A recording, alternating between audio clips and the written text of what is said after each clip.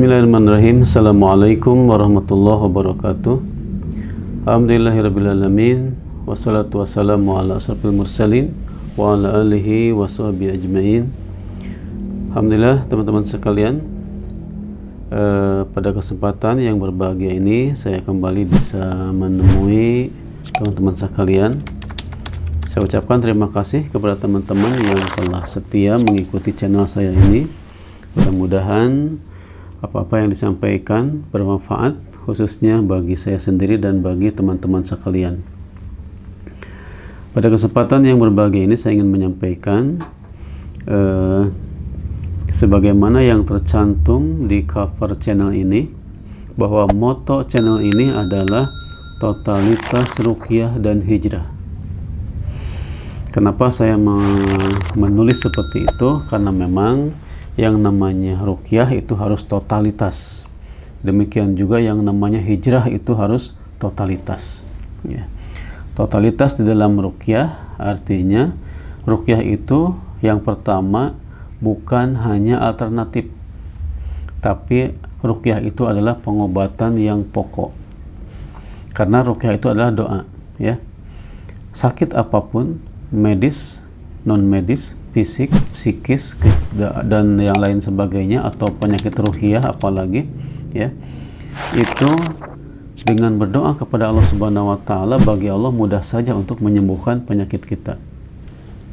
Semuanya tidak terkecuali bagi Allah sangat mudah. Maka doa ini merupakan yang utama bagi kita dalam menghadapi situasi apapun. Kita memohon, memanjatkan doa kepada Allah Subhanahu wa Ta'ala, dan ruqyah adalah bagian dari doa.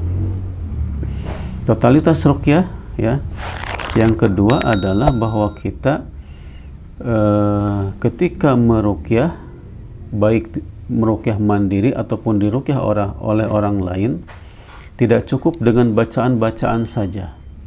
Tidak cukup dengan kita ruqyah mandiri atau diruqyah saja, ya, tanpa kita merubah diri kita, mengubah diri kita, tanpa kita memperbaiki diri kita. Ya.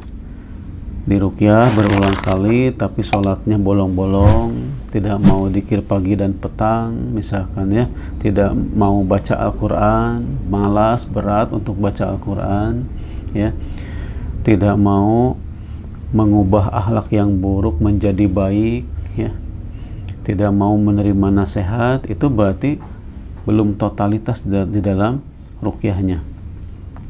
Demikian juga dengan orang-orang yang hanya mengandalkan orang lain di dalam meruqyahnya tanpa ada perlawanan dari dirinya. Ya, perlawanan dari dirinya seperti tadi, buang kemalasan, ibadah ditingkatkan, baca Quran rutin, sholat tepat waktu, ya, dzikir pagi petang, ya, dan mengubah prinsip-prinsip yang buruk menjadi prinsip-prinsip yang baik, ya.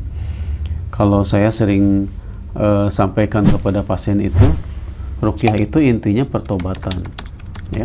Kalau kita ada dosa kepada Allah, istighfar, tobat, taubatan nasuha. Kalau kita ada salah ke orang lain, minta maaf, ya, minta maaf kepada siapapun, jangan sungkan-sungkan. Kalau orang lain ada salah ke kita, kita maafkan, ikhlaskan. Nggak boleh ada hasud, dengki, dendam. Kita serahkan semuanya kepada Allah. Walaupun ada orang yang mendolimi, menyakiti kepada kita, maafkanlah, ikhlaskanlah, ya. Karena walaupun sudah kita maafkan orang-orang yang dolim itu, mereka akan dapat hisaban, tetap akan dihisab oleh Allah Subhanahu wa Ta'ala, dan akan mempertanggungjawabkan semua perbuatan mereka. Apalagi kalau mereka belum minta maaf kepada kita dan mereka belum bertobat, pasti bakal ada hisaban di sisi Allah Subhanahu wa Ta'ala.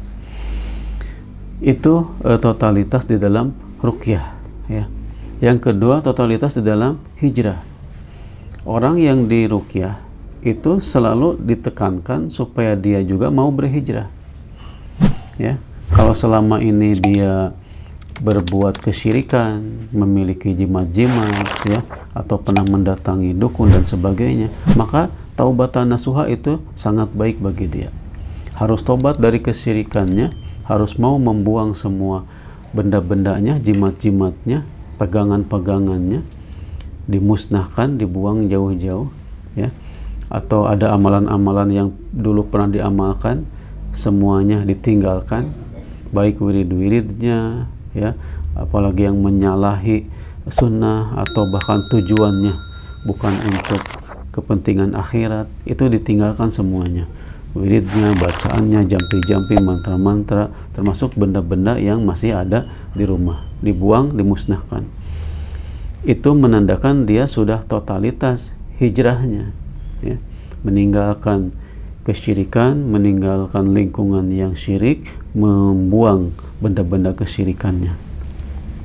Jadi ruqyah dan hijrah ini, ya, ketika totalitas dilakukan, insya Allah akan sangat membantu untuk kesembuhan penyakit fisik, penyakit psikis, penyakit rohani, dan keluhan-keluhan yang lainnya yang bersumber terutama dari gangguan jin, gangguan setan, sihir, ain, dan lain sebagainya.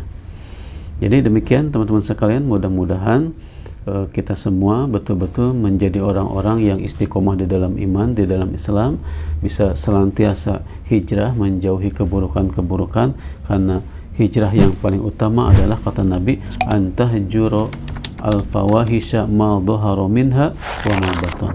Engkau menjauhi fahisyah, kekejian, hal-hal yang keji, ya, baik yang nampak maupun yang tersembunyi, dan menjauhi apa-apa yang dibenci oleh Allah Subhanahu wa taala.